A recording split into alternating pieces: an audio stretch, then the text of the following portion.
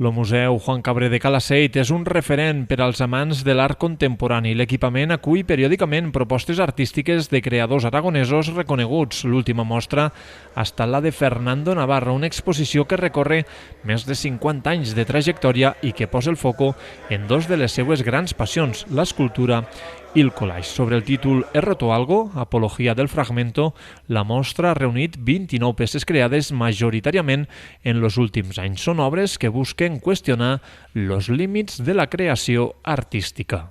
He roto algo es la pretensión de intentar haber roto alguna barrera en la que trasciende el arte convencional con la idea utópica de conseguir algo sublime, por decirlo de alguna manera, ¿no?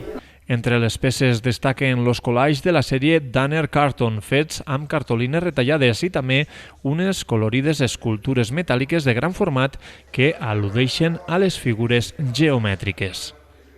Son esculturas fuertes por la dureza del material, pero el color les da mucha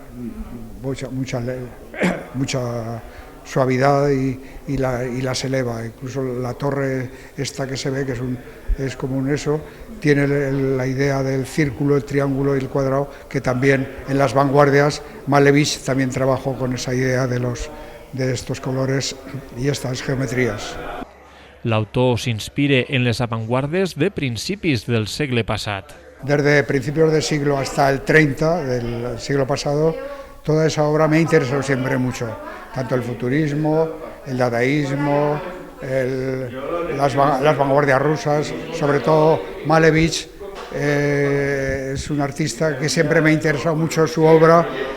L'exposició és testimoni de l'estret vincle de Fernando Navarro amb Calaceit. L'artista va descobrir el Matarranya a finals dels anys 70. L'entorn i l'ambient artístic que s'hi respirava el va inspirar i van marcar profundament la seva manera d'entendre l'art.